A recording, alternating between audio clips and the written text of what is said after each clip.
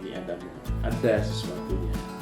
Dan dari nonton YouTube itulah jujur gue sedikit nemu sebuah solusi. Hai semua, perkenalkan gue Didi Bagor dan ini adalah video perdana gue yang coba gue upload di YouTube. Yang jelas gue pengen bercerita tentang apa yang gue alamin, perjalanan hidup gue.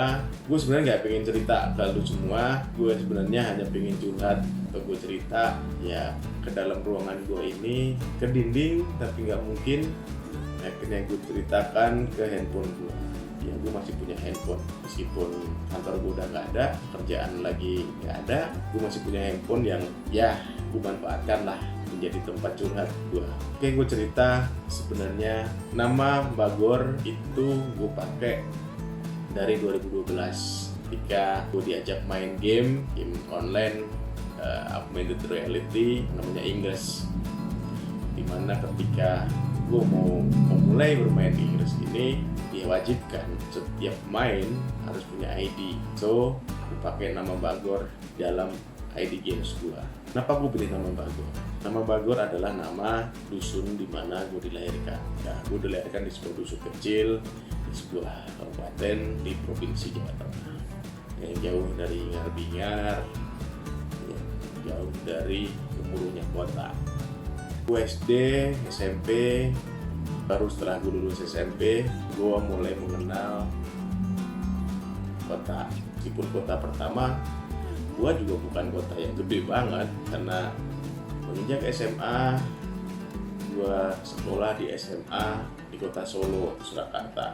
SMA gue boleh dibilang sebagai salah satu SMA favorit di kota Solo. SMA banyak lika-liku, banyak cerita yang belum saat ini gue ceritakan. Intinya gue SMA dibilang lancar meskipun dengan nilai pas-pasan, lulus 3 tahun dengan predikat yang ala kadarnya dan mohon dimaklumi. SMA itu harapan orang tua gue melanjutkan kuliah, karena gue anak IPS, pilihan gue juga bidang atau fakultas yang ekonomi, sosial, budaya, fakultas hukum misalnya. Gue nggak diterima dimanapun, gue nggak kuliah, gue nganggur karena memang gue nggak mau kuliah waktu itu kalau tidak di negeri. Kondisi ini akhirnya diketahui oleh abang gue. Abang gue waktu itu dari Jakarta sih. Akhirnya abang gue datang pulang jemput gue, sedikit memaksa. Kenapa gue bilang sedikit memaksa? Karena dia sedikit ngancem gue, lu ikut berangkat ke Jakarta sekarang juga sama gue, atau jangan pernah panggil gue bang lagi. Kalau lu nggak mau sekolah, gue berangkat. Gue hormatin niat kakak gue itu. Di Jakarta memang kakak gue pengennya gue ikut kursus, ikut bimbel untuk persiapan di kemudian hari, maksudnya di tahun ajaran baru, supaya gue bisa kuliah. Baru sebulan 2 bulan lah gue akhirnya kenal sama temen abang gue ini, yang kebetulan dia bekerja di sebuah hotel di Jakarta. Dari ngobrol-ngobrol akhirnya suatu saat gue beranikan diri ngomong sama abang ini, bang boleh nggak aku ikut kerja tempat abang, lu bisa bahasa Inggris nggak? Aku bilang bisa bang. Ya udah, kalau bisa gue mau lihat dong lu bikin lamaran dengan bahasa Inggris. Akhirnya malam itu coret-coret, bikin semampu gua, bikin lamaran dalam bahasa Inggris, karena memang kondisi bahasa Inggris gua terbatas. Waktu SMA juga gua sering bolos kalau pelajaran bahasa Inggris. Hasil paginya ketika temen abang gua ini mau kantor, gua titip, bang ini lamaran gua titip. Dan lama berselang dikasih tahu, oke, lu boleh kerja, lu ikut gua. Jam 5:30 pagi gua berangkat dari kosan abang gua itu, jalan kaki menuju halte bis. Gua lewat di jalan-jalan itu, orang udah ramai, banyak orang siap-siap untuk menjalankan sholat Idul Fitri. Hari pertama gua kerja adalah hari raya Idul Fitri. Menjelang tahun ajaran baru sekitar bulan Mei, malam abang gue bilang, lu siapin baju-baju lu, siapin berkas-berkas lu, surat-surat, ijazah dan segala macem yang kamu bawa ke sini, siapin dalam satu tas. Subuh pagi-pagi kita berangkat. Gue kemasin barang-barang, masukin berkas-berkas, gue bawa baju, gue pilih baju-baju yang memang pantas pakai ketika gue mau ketemu orang. Subuh berangkat gue nggak berani nanya sampai ketika kendaraan kami melaju melewati Cikampek. Mencoba berikan diri bertanya, kita mau kemana sih? Ntar lu juga kan tahu. Kesel gue tidur. Bangun Semarang, ini Semarang. Coba nanya lagi, temenmu di mana sih mas? Udah Semarang loh. Udah tidur aja lagi, ntar nyampe di nyampe rumah, depan bapak ibu. Terus gue bilang, apapun kondisinya, tahun ajaran baru besok harus kuliah. Mau kuliah negeri, swasta, kampus gede, kampus kecil, apapun pokoknya harus kuliah. Hasil ketika udah mulai jadwal, udah mulai pendaftaran mahasiswa baru, gue ikut lagi. Gue coba UMPTN yang kedua kali dan ya lagi. Emang gue gak prepare dan gue gak persiapan untuk itu. Nah, janji, iya gue mau kuliah, ya gue mencoba memilih. Yang penting gue kuliah, yang penting gue selesai. Peduli gue kuliah di mana. Bener, gue kuliah ketiga. Karena gue pengennya gue cepet-cepet lulus, sehingga gue bukan ambil yang strata 1, tapi gue ambil yang ketiga. Gue jadi anak angkatan 95. Dia yang harusnya 3 tahun kelar, gue kuliah sampai 4 tahun. Jadi gue lulus tahun 99. Bangga ada cerita. Temen gue yang seangkatan juga pasti gue yakin banyak cerita sejarah darah juang mereka masing-masing.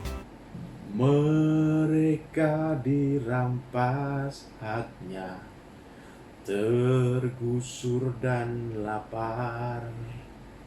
Bunda relakan darah juang kami, padamu kami berjanji. Lagu itu begitu menyemangati waktu itu. Dan gue yakin dulu yang lihat video ini, yang seangkatan gue, senyum-senyum, pasti ingat cerita lu di saat 98.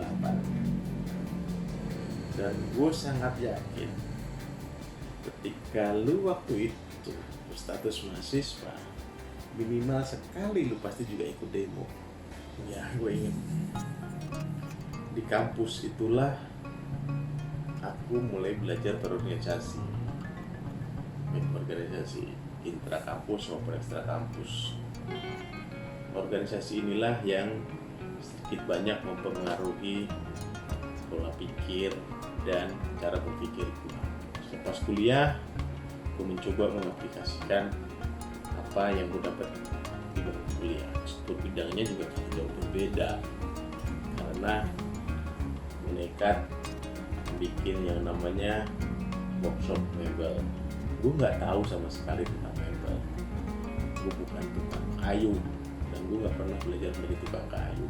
Tapi karena obrolan, karena perbincangan gue dengan saudara-saudara gue di sana, desa yang rata-rata dulu adalah para tukang kayu, gue berani buka usaha ini.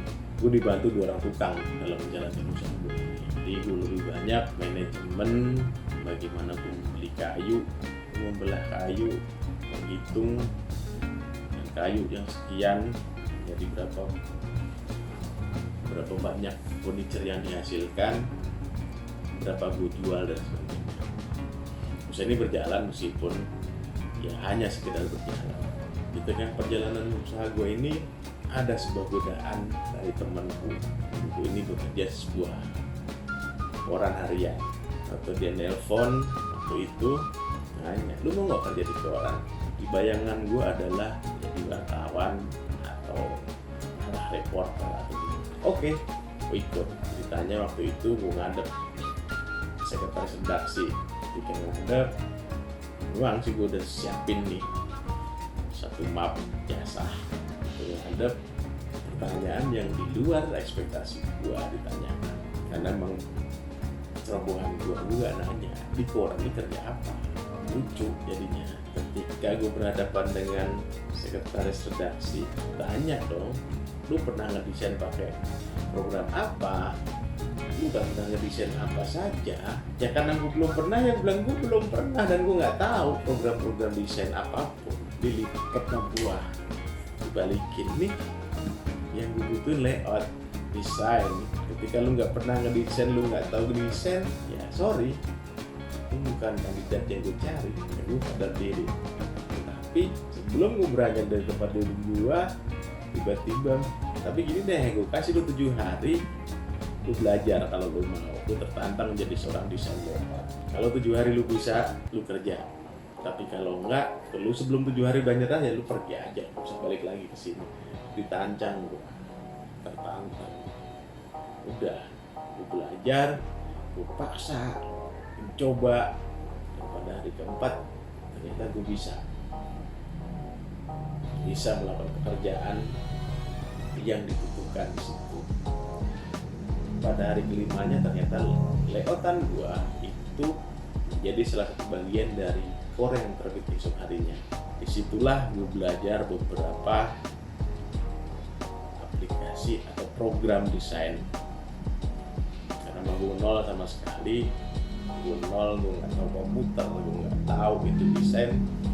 Akhirnya gue belajar dan belajar di situ. Karena memang gue sendiri gue nggak bisa ditantang.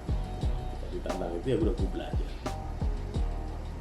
Hampir setahun gue kerja di koran ini, tiba-tiba muncul ada teman lama gue, teman organisasi gue kuliah, karena gue tahu di situ, nyamperin, belajar lagi yuk tempat lain, belajar lagi yang lain, yang gue yakin lo akan senang. Sebenarnya di layout itu ada 2 hal yang gue kerjakan. Gue masih menjagain workshop model gue, gue kerja sebagai layout desain. Tahu ada tantangan baru, virus nih, godaan. Mana? Jakarta. Gue pernah di Jakarta. Di waktu itu gue ikut abang gue untuk prepare kuliah, tapi ini beda. Akhirnya oke, gue berangkat. Gue sebenarnya nggak bilang sama abang gue, nggak bilang sama orang tua gue nekat aja berangkat. Waktu itu gue jual handphone gue berangkat di Jakarta. Temen gue cerita, ntar kita di sana ketemu sama orang senior siap menampung kita. Begitu nyampe, ternyata senior yang dikenal sama temanku ini gak ada di tempat. Bingung kita mau kemana. Akhirnya teman gue, aku balik deh, serah lu mau kemana. Terminal Pulau Gadung. Akhirnya kita pisah. Udah kadung nih, kadung basah. Udah gue tinggalkan workshop, gue udah tinggalkan koran buat gue bekerja. Gue inget apa ya, di siapa yang bisa gue temuin. Meskipun ada abang gue di Jakarta, tapi gue nggak mau, karena gue nggak mau dia tahu kalau gue ada di Jakarta. Gue waktu itu agak songong sih, cari kerjaan nggak mau, gue bisa sendiri. Akhirnya gue inget ada temenku waktu SD, temenku kecil, nah cerita bahwa dia tinggal di daerah Bekasi. Akhirnya gue ke tempat dia, cari-cari, akhirnya ketemu, dan ternyata dia tinggal di sebuah bengkel. Meskipun dia nggak bekerja di bengkel itu punya saudaranya. Akhirnya gue ketemu sama si pemilik bengkel, gue bilang, Pak, mohon izin, gue ikut numpang tinggal di sini. Ya nggak tahu tentang berapa lama, sambil gue cari-cari pekerjaan yang lain. Gue siap bantu semampu gue, karena memang gue nggak punya basic, nggak punya ilmu tentang perbengkelan. Tapi kalau sekedar nyopot baut roda, masang baut atau apa, gue masih bisa kerjakan. Atau gue angkat-angkat apa, masih gue kerja. Udah, akhirnya gue sempat tinggal di Bekasi, di sebuah bengkel.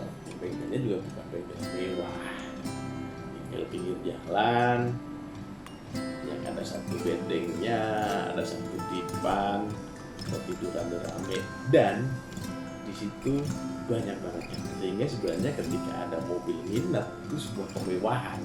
Gue bisa tidur di dalam mobil yang mau diservis. Itulah jalan hidup sampai Jakarta, Bekasi di luar 3 bulan. Entah kenapa pagi-pagi pas makan sarapan, biasanya sarapan Indomie di depan mama.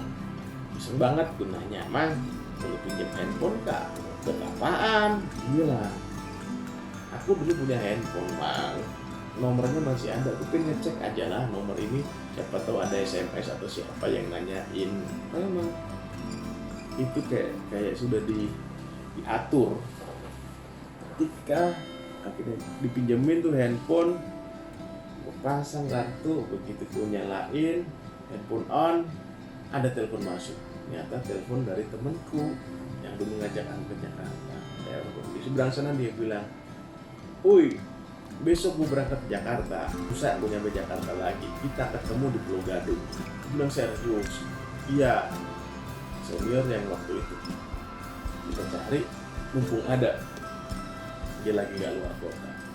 Aku pamitan sama si punya bengkel untuk harinya, dan akhirnya memang gue ketemu di sebuah organisasi di kawasan Pulau Gadung. Di organisasi inilah gue belajar gimana untuk mengabdi pada kemanusiaan. Di organisasi ini bukannya karena board atau dewan pemimpinnya adalah teman-teman atau senior yang peduli. Lu anak baru ya lu harus mengikuti proses dari awal. Dan tahu nggak apa yang lu kerjakan di organisasi itu di awal? Tugasku adalah nyapu, cuci piring, bersih-bersih, bersihin semua ruangan, bersihin semua kamar-kamar, beresin tempat tidur teman-teman. Step berikutnya adalah gua belajar belanja pasar. Tiap malam gua di pasar untuk belanja sayur yang dimasak keesokan harinya jadi makanan teman-teman di organisasi itu. Karena di situ banyak orang, hampir 40 orang yang bergabung di organisasi itu untuk melakukan kegiatan-kegiatan sosial. Lalu berjalannya waktu, akhirnya di organisasi itu aku dipercaya untuk memimpin atau mengorganisasi sistem keuangan. Jadi gue yang bertanggung jawab atas keuangan seluruh organisasi itu, baik keuangan ke dalam ataupun keuangan keluar. Karena organisasi ini kerjasama dengan sebuah organisasi internasional, sehingga akuntabilitasnya itu akan selalu diaudit tiap tahun oleh lembaga luar. Di organisasi inilah aku dikasih kesempatan sebenarnya sama dewan pengurus untuk melanjutkan kuliah, menempuh jenjang. Waktu itu bukan lulusan kuliah, aku sempat kuliah di Fakultas Ekonomi untuk extension di salah satu universitas di Jakarta. Itu yang sama setahun UDO, ya UDO. Karena gue gak disiplin, karena setengah tahun gue kuliah ini berkenalan dengan seorang wanita yang di akhir ceritanya dia yang jadi istriku sekarang, dia yang menjadi ibu dari anak-anakku saat ini. Jadi ceritanya ketika dari masa Pulau Gadung, gue dari terminal Rawamangun yang harusnya gue pergi buat kuliah, gue melenceng. Sering banget akhirnya gue nganterin dari tempat dia bekerja ke rumahnya, sehingga tugas gue yang harusnya dari kantor gue cabut untuk pergi kuliah melenceng. Benar, 2005 gue nikah. Gue dikaruniain seorang anak waktu itu, perempuan. Ketika anakku yang pertama itu baru berumur 1 bulan, ada sebuah surat sampai ke istriku yang memerintahkan istriku harus pindah ke Riau. Anak 1 bulan, istriku harus pindah ke Riau. Gue bingung, jujur gue bingung. Kita konsultasi sama bos, sama dewan pengurus, sama teman-teman, sama senior-seniorku. Gimana nih? Gue harus gimana? Gue gimana nih? Gue ikut ke Riau atau gue ikut ke Jakarta? Riau anak istri gue di Jakarta. Terus ninggalin semua yang gue lakukan selama ini, yang gue kerjakan. Semuanya rata-rata menyuruh gue untuk kamu berangkat ke Riau. Tapi gue belum nemu alasan yang benar-benar pas sehingga gue harus meninggalkan Jakarta, meninggalkan organisasi itu untuk berangkat ke Riau. Akhirnya ada satu senior gua yang memberikan jawaban itu, yang memenuhi kebutuhan gua untuk sebuah alasan. Dia cuma bilang, kamu harus berangkat ke Riau, apapun kondisinya, kamu harus tetap menemani istri dan anak-anak. Alasannya cuma satu, kalau lu tetap di Jakarta dan istri lu di Riau, jika nanti kamu ketemu anakmu, aku nggak mau anakmu manggil kamu Om Bagor, bukan Bapak. Iya ya, kalau kita di Jakarta, istri gue ke Riau jarang. Belum tentu bisa ketemu sebulan atau 2 bulan sekali. Aku nggak bisa melihat perkembangan anakku seperti apa. Kalau misalkan sampai setahun 2 tahun baru ketemu, anak gue manggil gue Om, repot. Karena emang akhirnya gue di Riau sama istriku ini sampai 5 tahun lebih. Kami tinggal di Riau, pas anak saudara di sana. Akhirnya kami menemukan saudara-saudara baru di Riau, menemukan teman-teman baru di Riau. Dan di Riau memang akhirnya gue kembali lagi bergabung dengan organisasi-organisasi di Riau, organisasi yang berskala daerah, berskala nasional ataupun berskala internasional. Gue pernah bergabung di sana sampai akhirnya 2011 akhir itu kami bisa pindah lagi ke Jakarta. Bye-bye Riau, gue tinggalkan semua yang udah kerjakan, balik ke Jakarta.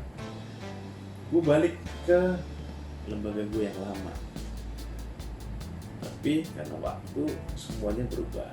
Akhirnya aku dikasih tugas, dikasih mandat untuk mengelola sebuah penerbitan dari lembaga itu.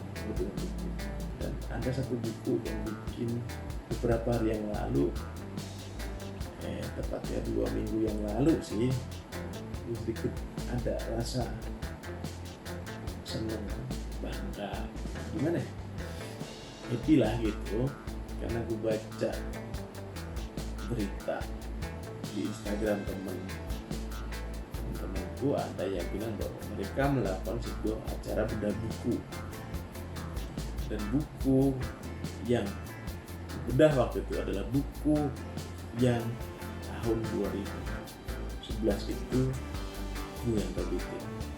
Aku kontak penulisnya, bro, bener nih masih ini? Iya bro. Temenku juga senang, penulisnya telepon dia juga senang. Iya, gue dikasih tahu karena buku itu cerita tentang sejarah sebuah pergerakan organisasi pemuda. Ada sedikit problem, miskomunikasi sebenarnya, yang akhirnya gue memutuskan untuk gue mundur dari penerbitan itu di 2012. Proses itu atau pengunduran diri gue itu tepat di hari dimana gue dapat kabar bahwa bapak gue meninggal. Kampung itu diprosesi pertama sampai 7 hari gue di kampung. Gue balik lagi ke Jakarta, baru 7 hari gue di Jakarta setelah bokap gue meninggal. Bokap mertua gue kolaps, masuk rumah sakit dan harus dirawat lebih dari 1 bulan, dan gue harus jagain orang tua gue ini di rumah sakit selama 1 bulan lebih. Gue merenung dan akhirnya gue tahu ini adalah kehendaknya. Ketika gue lagi gak ada kerjaan, jaga dan merawat orang tua, gue syukurin bahwa gue masih ada fungsinya. Setelah orang tua gue pulang ke rumah, setelah proses perawatan dan bisa dirawat di rumah, gue coba untuk keluar. Gue mau mencoba menghubungi teman-teman gue. Gimana? Gue kan harus cari rezeki, gue cari uang. Ya kan gue udah jobless kemarin, gue harus cari uang. Dan kondisi bersambut ternyata, seolah-olah seperti sudah dirancang, udah ada yang rencanain. Belum sempat gue telepon seseorang, siapa? Ternyata gue dapet telepon. Tiga 2 angkat, suara di sana. Woi, udah kerja belum? Belum. Ya udah, sini deh ketemu besok. Dikasih alamat, ketemuan, ya biasanya lu berangkat ketemu, siapa sih yang nggak seneng ya kan, ada sebuah peluang itu ketemu, ngobrol-ngobrol sana sini, akhirnya masuk ke dalam pokok pembicaraannya. Gue butuh orang, lu mau bantu gue nggak? Gue ada project, gue bantu untuk di administrasi project. Oke, tapi ada kondisi yang harus kamu tahu duluan. Apa? Ada gitu. Di tempat ini gajinya kecil dan jam kerjanya nggak nentu. Coba kamu diskusi sama istrimu. Nggak harus sekarang sih, malam besok gue kasih tahu gue gitu. Sore malam ketika santai ngobrol sama istriku, diskusi, menceritakan kejadian yang terjadi tadi siang, bahwa gue dapet tawaran gini tapi kondisinya adalah gaji kecil, jam kerja yang nggak menentu segala macam. Kondisinya sekarang lu jalan dulu, yang penting dijalanin dulu, nggak usah terlalu banyak mikir, jalanin aja dulu. Itu menguatkan gue untuk akhirnya gue terima. Tapi memang ada satu yang unik ketika temen gue itu, hari pertama gue masuk itu adalah di sini gajinya kecil, makanya di sini lu belajarin semuanya. Gue yakin lu bisa. Bingung sebenarnya apa yang dimaksud, tapi ya udah gue jalanin aja. Maksud berarti 2012 gue mulai kerja, belajar di sini. Gue dikasih kesempatan untuk belajar dari A sampai Z-nya, istilahnya gue diajarin, gue dikasih tahu dan gue serap semua ilmunya. Menurut gue semuanya udah gue pelajarin. Bagaimana gue mengelola sebuah event, bagaimana gue mengerjakan sebuah event dan sebagainya. Akhirnya 2015 gue menyatakan gue mundur. Gue dengan baik-baik izin sama bos waktu itu, bos kasih gue kesempatan, gue pengen mandiri, gue pengen mencoba, dan gue tidak akan juga lupa jasa-jasa lu yang udah ngajarin gue, dan gue selalu pengen tetap nanti berafiliasi, maksud gue gitu. Oke, gue dikasih kesempatan. Gue mencoba membuat sebuah perusahaan baru waktu itu ceritanya, tapi nggak jadi karena perusahaan itu belum sempat jadi 100% untuk siap digunakan secara administrasi, secara persiapan surat menyurat. Gue udah bubar, akhirnya berangkat dari Indonesia karena udah habis tabungan yang gue siapin selama 2 tahun bekerja. Gue sisipin duit itu habis di perusahaan yang nggak jadi ini, karena udah janji sama bos waktu itu, perusahaan yang lama. Gue niat gue adalah gue mau berdiri sendiri, dan gue akan datang ke lu kalau gue udah bisa berjalan, gue udah bisa berdiri, gue akan ketemu dan kita akan bekerja sama. Karena janji itulah gue nggak mau balik lagi, meskipun beberapa temen cepet kontak gue, udah balik aja lah bro, tapi balik kantor, teman-teman juga masih welcome kok. Oke, gue tahu teman-teman baik semua, tapi enggak, gue pengen coba gue sendiri. Gue mau pengen jajal sampai di mana kesanggupan gue. Ini bener, coba merangkak lagi 2016, gue cari-cari project sendiri. Memang ada 1-2 masih pada bendera orang, gue kadang juga ikut orang, bantu-bantu orang segala macam. Sampai di tahun 2018 kemarin, gue punya perusahaan sendiri. Perusahaan yang bergerak di bidang mais. Gue sewa kantor sendiri, gue punya ruangan, gue punya beberapa lah anggota yang membantu gue. 2018 akhir, 2019 kayaknya nyaman, dan gue merasa lega ya, udah punya perusahaan sendiri, udah bisa jalan meskipun baru kecil-kecil lah. Memang proyek-proyek ini proyek kecil sih memang, karena kemampuan gue secara finansial. Investor yang membantu gue juga bukan investor besar, sehingga pekerjaan gue kecil-kecil, tapi puji Tuhan alhamdulillah itu jalan. Nah, semua itu sedikit berubah. Proyek belum pada mulai. Awal tahun biasa, kalau event-event awal tahun masih belum begitu mulai. Sambil menunggu, ternyata ada sesuatu yang terjadi di belahan dunia ini. COVID-19 menyerang, semua aktivitas berantakan, banyak kegiatan yang nggak jalan, banyak proyek yang nggak jadi, semua terdampak, termasuk gua. Dan saat ini kantor tempat yang gue sewa udah gue kembaliin sama yang punya. Meskipun si yang punya sih sempat ngomong, udahlah nggak apa-apa, lu tetap ngantor, ntar hitungnya belakangan. Karena memang gue tahu kondisinya seperti ini. Gue bilang terima kasih bos, terima kasih. Tapi bukannya gue nggak mau, tapi untuk hidup aja gue udah, tabungan gue udah tipis banget. Sementara kalau gue masih tetap ngantor, gue punya beban. Ada iuran keamanan, iuran kebersihan yang harus gue tanggung. Sementara masukan nol sampai saat ini ya. Gue nggak tahu besok seperti apa, tapi mau gue berjaga-jaga. Cadangan tabungan gue ini udah nggak banyak. Telepon si A sama, gue telepon si B sama mas, lagi hancur nih. Bahkan kata ya karyawan gue pulangin, nggak sanggup. Kalau begini ini gue mau ngomong sama siapa? Ini dalam kondisi yang bingung juga. Entah kenapa suatu saat kemarin anak gue nanya yang kecil, papa sekarang kerja apa sih? Kayak sambil geledek juga. Anak gue yang kecil nanya seperti itu. Sebagai orang tua, sebagai ayah, ditanya seperti itu makin bikin gue bingung. Gue harus curhat, gue harus ngomong, minimal biar beban gue sedikit berkurang. Siapa? Nggak ada. Temen-temen gue mau bilang, mau ajak ngobrol sama rata-rata. Nggak mungkin gue mengadu pada orang yang juga posisinya lagi susah juga.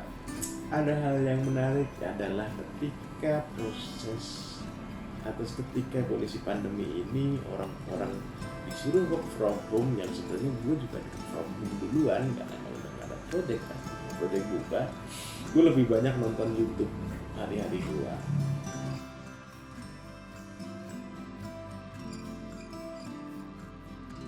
Jadi gini, kayak gue diingatkan nih, ngapain lu nyari orang untuk ngobrol, untuk ngungkapin rasa isi hati lu? Kalau lu punya handphone, ya, dan ini yang gue lakukan, gue ngobrol ke handphone gue. Ini gue punya handphone, gue ngobrol di handphone, bisa jadi sebuah video. Yang video ini bisa aja gue upload di YouTube. Nggak berharap banyak, tapi melihat video gue, monggo silahkan. Lu mau subscribe, terima kasih. Jadi kalau memang ternyata ada yang subscribe gua, ada yang melihat video gua ini, minimal gua udah berbagi gimana maksudnya gini. Kalau ternyata di luaran sana, di antara kalian ternyata yang juga sebenarnya sama dengan yang gua alamin, minimal gua wakilin. Atau kalau nggak mau, lu mau ikut join, lu bikin video bareng gua, lu mau curhat juga ke handphone gua yang ini, ayo. Atau ternyata dari di antara teman-teman, di antara lu semua, karena pandemi ini justru lu sukses, lu mendapatkan sesuatu lompatan, lu mendapatkan sebuah peluang sehingga lu boom, lu mendapatkan rezeki atau lu sukses justru di masa pandemi. Curhat juga dong di handphone gua, di video gua, lu senang. Siapa tahu menjadi solusi buat gua, ya subscriber gua bisa sampai 1000, jam tonton video-video gua sampai 4000 jam, gua termonetize sama Google AdSense. Ya, sekali merengkuh dayung 2-3 pulau terlampaui, gua bisa mengungkapkan apa yang gua rasain. Ada orang yang merasa terwakili, video gua disukain orang, gua termonetize. Itu hasil. Mungkin lu juga ketawa atau lu geli ngeliat apa yang lu lakuin. Siapa lu sih gitu kan, sok pede. Ya, lu harus pede duluan. Minimal sih link video YouTube gue ini akan gue share ke memang orang-orang yang lu kenal, ke teman-teman gue, ke saudara-saudara gue. Syukur mereka masih mau nge-subscribe, mereka masih mau nonton, mereka mau share juga. Ya di situ. Tapi bukan satu-satunya apa yang aku jalanin. seandainya memang pandemi ini lama, atau memang ternyata gue nggak mungkin dapat project lagi atau apa, enggak, gue tetap akan berusaha, gue tetap semangat, gue nggak menyerah. Ini adalah salah satu aja yang gue mencoba salah satu saja, karena pada prinsipnya apapun yang terjadi pada diri gue yang dulu dari mulai gue kecil, gue sekolah, SMP, SMA, gue kuliah, gue proses-prosesku sebelumnya, gue selalu merasa sebenarnya ada yang merencanakan itu gue, dan gue harus syukurin apapun yang terjadi dari dulu sekarang. Kondisi apapun gue bersyukur, kondisi apapun gue harus mencari jalan keluarnya, gue harus tetap berusaha, gue akan selalu semangat untuk menjalani hidup ini. Jadi sejak takut gue gak minta donasi canda, tapi gue berharap apa yang gue lakukan ini ada sesuatunya, menghasilkan sesuatu apapun itu. Ngomong kayaknya udah lama gue bikin video, berapa menit ya, kan ngeditnya susah nggak ya? Enggak, ini aja gue upload sih karena gue bisa ngedit dikit, bukan editor, dan ini semua gue kerjakan sendiri memang. Gue gak punya siapa-siapa, gue tinggal punya handphone, gue punya laptop, gue manfaatkan apa yang ada. Dan demi kayaknya udah lama juga sih gue ngobrol. Gue akan lanjutkan di video-video gue berikutnya. Kalau ternyata video gue ada yang suka, ada yang melihat, ada yang subscribe, gue janjikan gue akan ceritakan perjalanan gue, hal-hal unik, hal-hal menarik, apa yang terjadi pada hidup gue. Syukur-syukur tadi teman-teman yang merasa senasib dan karena terdampak oleh pandemi COVID ini mau berbagi bareng gua, ayo, mau bikin video bareng gua, ayo, gua tunggu. Tapi yang jelas gua akan bikin video-video berikutnya yang bercerita tentang gua dulu sebelum gua bercerita, mengajak orang lain bercerita. Gua akan selesaikan cerita-cerita gua pada kalian. Semoga kalian suka video ini, bisa menikmatin, mau menikmatin, mau subscribe, mau nonton. Terima kasih, dan gue janjikan dari cerita-cerita gue yang lain besok. Sekian dulu, gue akan coba edit dikit mana-mana yang kurang pas. Nikmati video gue yang ini.